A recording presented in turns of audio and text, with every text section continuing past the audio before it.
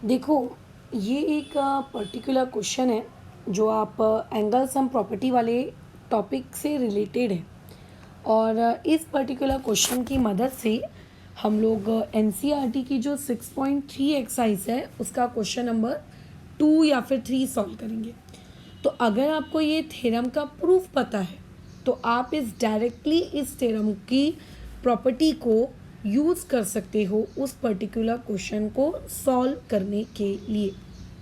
ठीक है, तो देखते हैं ये पर्टिकुलर क्वेश्चन क्या है और इससे निकलने वाला रिजल्ट इतना इम्पोर्टेंट क्यों है। क्वेश्चन में बोला जा रहा है कि आपके पास एक ट्रायंगल है ए बी सी। तो खैर एक ट्रायंगल हम बना लेते हैं ए बी सी।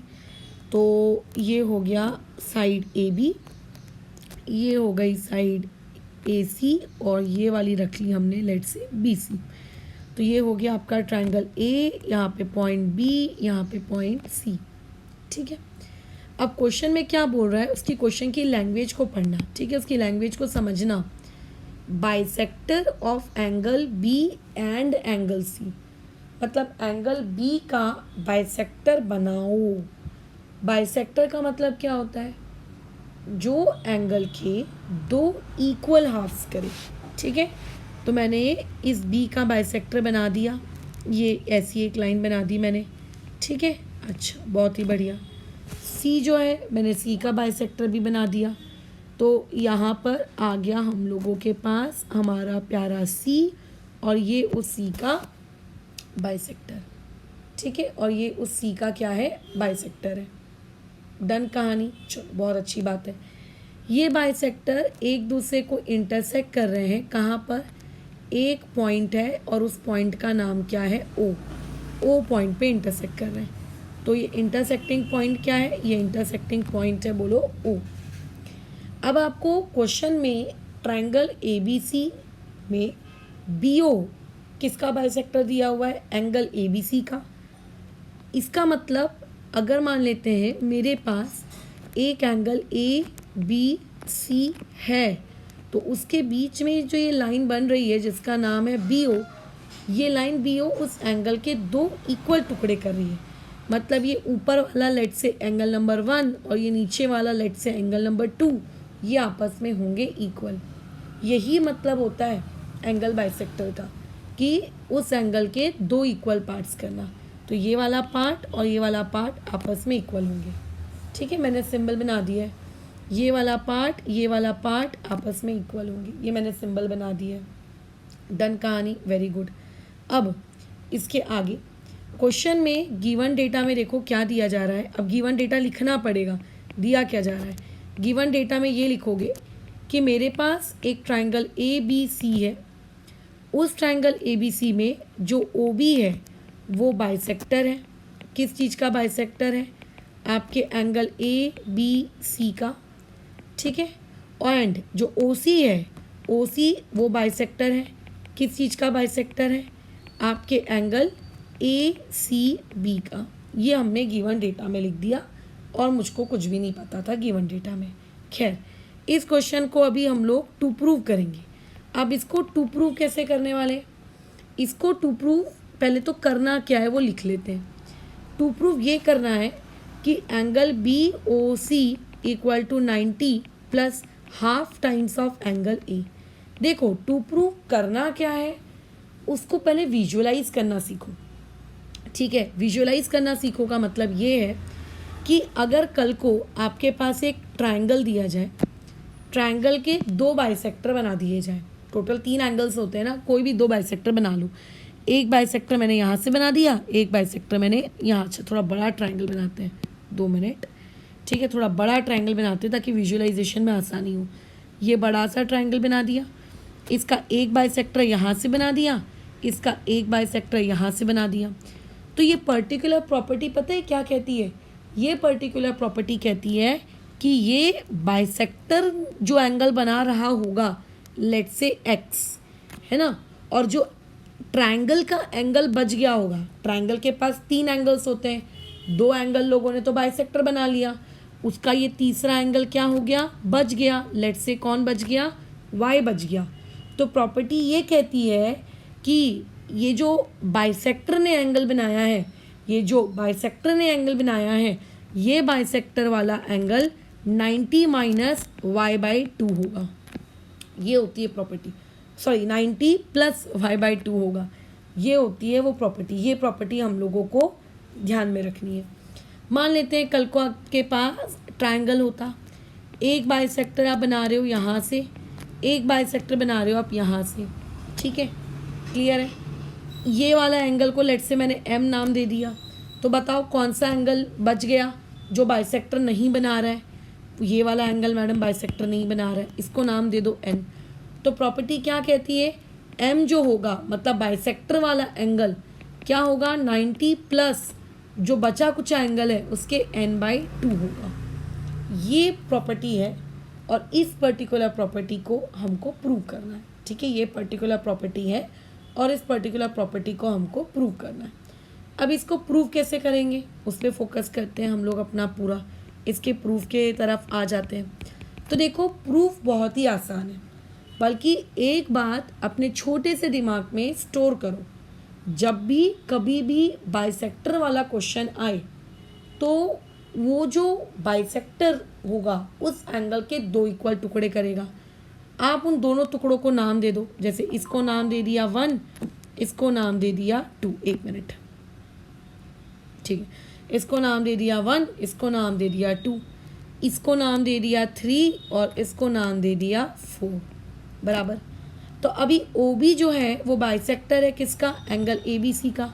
तो वहाँ पे प्रॉपरली लिखो कि OB is the angle bisector, ठीक है, वो एंगल बाइसेक्टर है किस चीज़ का, आपके एंगल OBC का। सो देयरफॉर ज़रूर उसने क्या किए होंगे, दो टुकड़े कर दिए होंगे उस एंगल OBC के, है ना, उस एंगल ABC के, नॉट OBC, ठीक है, ABC के। पहला टुकड़ा एंगल 1 और दूसरा टुकड़ा एंगल 2, ये आपस में इक्वल होंगे। हमेशा एंगल बाइसेक्टर वाले सवालों को इस तरीके से लिख लिया करो कि वो दोनों टुकड़े इक्वल होंगे, और वो जो दोनों टुकड़े होंगे वो बड़े वाले एंगल का कितना होंगे, बाई 2 होंगे। यानी कि अगर बड़ा वाला एंगल 60 डिग्री का है तो वो छोटे छोटे टुकड़े कितने कितने डिग्री के होंगे, 30, इसीलिए बाई 2। तो ये काम तुमको हमेशा करके रख लेना है कि angle 1 equal to angle 2 equal to जो भी बड़ा वाला एंगल है डिवाइड बाई 2, इतना आपको करके रखना है। वैसे ही नेक्स्ट में क्या बोला जा रहा है, OC एंगल बाइसेक्टर है, ठीक है, किसका एंगल बाइसेक्टर है, कौन से एंगल का बाइसेक्टर है वो देखो डायग्राम में और उसको लिखो। वो एंगल बाइसेक्टर है एंगल ACB का। तो ज़रूर वहाँ पे भी दो टुकड़े हुए होंगे, एक का नाम 3, एक का नाम 4, ठीक है। तो 3 और 4 आपस में क्या रहे होंगे, इक्वल रहे होंगे, है ना। 3 और 4 आपस में क्या रहे होंगे, इक्वल रहे होंगे। तो यहाँ हम क्या लिखेंगे, एंगल 3 इक्वल टू एंगल 4, और इसका रीज़न दे देंगे एंगल ACB अपॉन में 2, ठीक है। इसका रीज़न दे देंगे angle 3 equal to angle 4 equal to angle ACB upon में 2।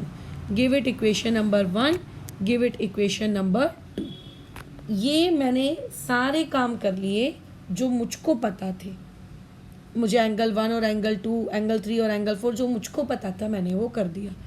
जितना मेरी बुद्धि चलती थी उतना मैंने कर लिया, जितना मेरे पास गिवन डेटा था उतना मैंने कर दिया। अब जो इन्फॉर्मेशन मुझको नहीं पता उसके अकॉर्डिंग या उसके बिना मैं ये प्रूफ तक कैसे पहुँचूँ, बताओ, ये तो समस्या हो गई। तो ऐसे में भले ही हमको वो गिवन इन्फॉर्मेशन नहीं पता है, बट हमको कम से कम इतनी तो अक्ल दी है भगवान ने कि हम उस बड़े वाले ट्रायंगल ABC में एंगल सम प्रॉपर्टी लगा सकते हैं, बराबर उस छोटे वाले ट्रायंगल में एंगल सम प्रॉपर्टी लगा सकते हैं।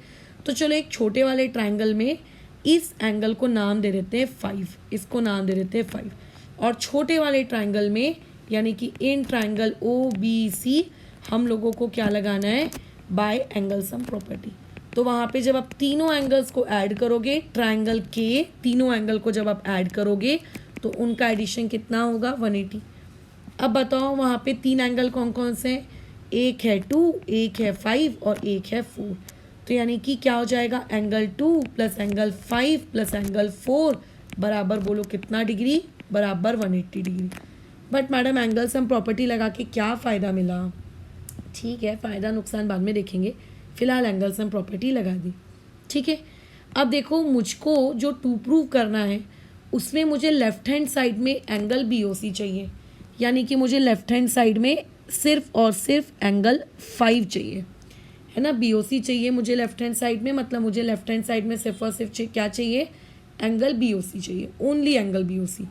तो मैं एंगल 5 को वैसे का वैसे ही रखती हूँ लेफ़्ट साइड में, और जो बाकी के बचे हुए एंगल्स हैं उनको मैं ले जाती हूँ राइट हैंड साइड, ये इस तरीके से, क्योंकि टू प्रूव में मुझे लेफ़्ट साइड में सिर्फ क्या चाहिए? एंगल 5। लेकिन प्रूव तो अभी भी नहीं हुआ, सही कह रहे हैं, प्रूव दैट तो अभी भी नहीं हुआ, क्योंकि प्रूव दैट के अकॉर्डिंग तो यहाँ पे 90 होना चाहिए, फिर प्लस होना चाहिए, फिर 2 होना चाहिए, फिर 4, पता नहीं क्या क्या है। तो प्रूव कैसे करें? छोटा सा दिमाग लगाओ। अच्छा कोई बात नहीं, इसको दे दो अपनी इक्वेशन नंबर 3। ठीक है, इसको अपनी इक्वेशन नंबर 3 दे दी हमने। कुछ करो मत, वैसे ही आप लोगों के पास एक बड़ा वाला ट्रायंगल भी है। उस बड़े वाले ट्रायंगल में अगर मैं एंगल सम प्रॉपर्टी लगाऊंगी तो शायद हो सकता है कुछ बात बन जाए, है ना, माइट भी। तो आपने क्या किया, आपका जो बड़ा वाला ट्रायंगल है उस बड़े वाले ट्रायंगल में एंगल सम प्रॉपर्टी लगाई। तो बड़ा वाला ट्रायंगल में बताओ कौन कौन से एंगल्स हैं? बड़ा वाले ट्रायंगल में आप लोगों के पास एक एंगल ABC है, एक एंगल ACB है और एक एंगल A है। तो वहाँ पे हम लोगों ने लिख दिया angle ABC plus angle ACB और plus angle BAC is equals to, बोलिए कितना? 180 डिग्री। लेकिन इससे मुझे कहाँ हेल्प मिली प्रूव दैट करने में? मिल जाएगी हेल्प। जो मुझे टू प्रूव करना है, ठीक है, जो भी चीज़ मुझे टू प्रूव करनी है, उस टू प्रूव करने वाली चीज़ में मुझे एंगल BOC चाहिए और एंगल A चाहिए। तो वैसे ही अभी यहाँ पर मुझे सिर्फ एंगल A चाहिए। ये दोनों एंगल्स मेरे लिए फालतू हैं, है ना, ये दोनों एंगल्स मेरे लिए फालतू हैं। मुझे इन दोनों एंगल्स को यहाँ से क्या करना है? हटाना है। कैसे हटाऊँ? सोचो। तो एक काम करते हैं, बैठे बिठाए, ठीक है, डिवाइड कर देते हैं ऊपर वाली इक्वेशन को बाई 2 से। अगर आप ऊपर वाली इक्वेशन को बाई 2 से डिवाइड करेंगे तो हो जाएगा ABC बाई 2 प्लस क्या हो जाएगा? ACB बाई 2 प्लस क्या हो जाएगा? BAC by 2। अच्छा, और क्या हो जाएगा? 180 बाई 2। क्यों किया मैडम आपने डिवाइड? देखते हैं ना, रीज़न देखते हैं, पहले डिवाइड कर दो। अब देखो 180 बाई 2 को मैंने लिख दिया कितना? 90। ठीक है, ये जो प्लस BAC बाई 2 है इसको मैं यहाँ ले गई, ये क्या बन जाएगा? Minus BAC by 2। क्यों लेके गए आप BAC बाई 2 को उधर? क्योंकि टू प्रूव में मुझे 90 के पास एंगल A चाहिए ना, इसीलिए ले गए। ठीक है, टू प्रूव के अकॉर्डिंग चल रहा है। तो लेफ्ट हैंड साइड में क्या बचा? लेफ्ट हैंड साइड में मेरे पास ABC बाई 2 बचा और प्लस में ACB बाई 2 बचा। क्या ये बात समझ में आ रही है? Very good. अब अपने काम में हम फिर अटक गए, क्योंकि इसके आगे हमको आता नहीं है। अब क्या करें, हमारी गाड़ी तो फिर से अटक गई है। तो अपनी गाड़ी को शुरू करते हैं। कैसे? देखो हमने क्या लिख के रखा है कि हमारा जो ये ABC बाई 2 है ये किसके बराबर है? एंगल 1 और एंगल 2 दोनों के बराबर है। तो आप ABC बाई 2 की जगह एंगल 1 भी लिख सकते हो, एंगल 2 भी लिख सकते हो, बट मैं क्या लिखूंगी? एंगल 2 लिखूंगी। एंगल 2 आपने क्यों लिखा? क्योंकि जब हमने छोटे वाले ट्रायंगल में एंगल सम प्रॉपर्टी लगाई थी तो वहाँ पे एंगल 2 लिखे थे, इसीलिए यहाँ पे भी हमने एंगल 2 लिखा। ठीक है, प्लस वैसे ही ACB बाई 2 देखो किसके बराबर है? तो ACB बाई 2 एंगल 3 और एंगल 4 के बराबर है। आप चाहे उसकी जगह 3 लिखो, आप चाहे उसकी जगह 4 लिखो, बट हम क्या लिखेंगे? हम 4 लिखेंगे, क्योंकि इक्वेशन नंबर 3 में भी 4 लिखा है। तो यहाँ आ जाएगा एंगल 2 प्लस आप लोगों का कितना? Angle 4 is equals to 90 minus angle BAC by 2, और इसका रीज़न दे दीजिएगा फ्रॉम 1 and 2। कहाँ से आया ये पूरा रिलेशनशिप आप लोगों के लिए? 1 और 2 से निकल कर आ गया, फ्रॉम 1 and 2 आ गया। लेकिन क्वेश्चन तो अभी भी सॉल्व नहीं हुआ। अभी भी हम जो टू प्रूफ चाहते थे वो टू प्रूफ हमारा अभी तक हुआ नहीं है। क्या करें बताओ? तो क्या करें?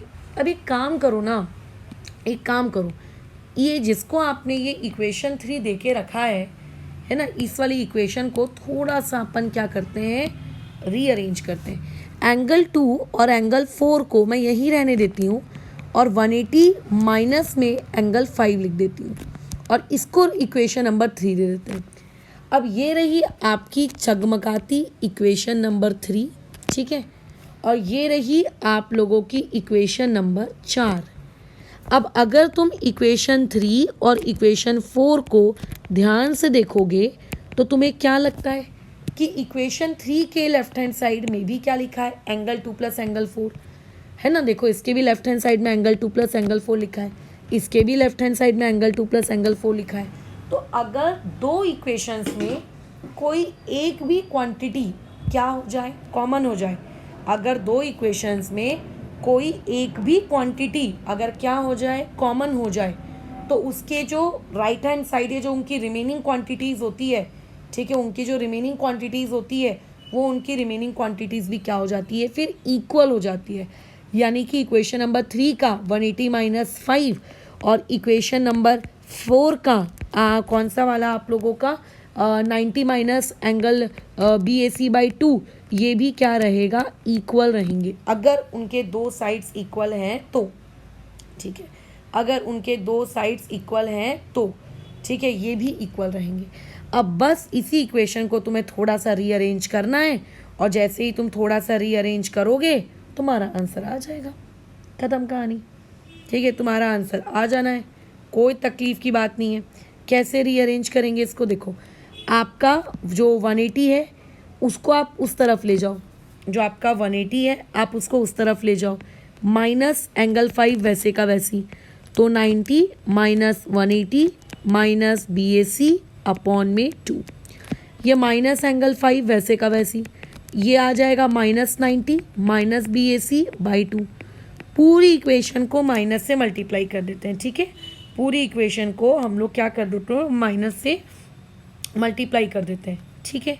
जब आप पूरी इक्वेशन को माइनस से मल्टीप्लाई करोगे तो ये क्या हो जाएगा, ये हो जाएगा angle 5 is equals to 90 plus angle BAC/2, मतलब सारों के साइन ही बदल गए। और जैसे कि तुम जानते हो डायग्राम को देखकर कि एंगल 5 किसे कहा जाता है, डायग्राम को देखो, एंगल 5 तो BOC को कहा जाता है। तो नेक्स्ट स्टेप में मैंने देयरफॉर डालकर ये चीज़ लिख दी कि BOC is equals to 90 plus आपका एंगल BAC कितना 2।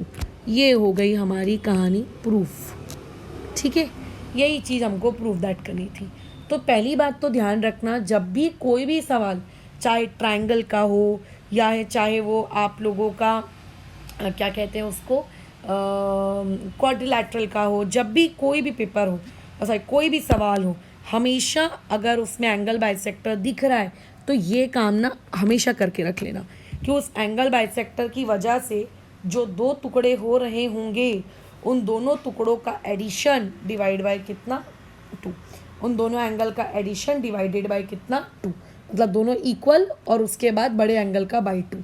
फिर अगर इस टाइप का कोई ट्रायंगल वाला सवाल आ रहा है तो छोटे ट्रायंगल बड़े ट्रायंगल में आपको इस तरीके से एंगल सम प्रॉपर्टीज़ लगानी पड़ेंगी और फिर थोड़ा बहुत खुद को रीअरेंज कर कुराकर आंसर निकालना पड़ेगा, ठीक है।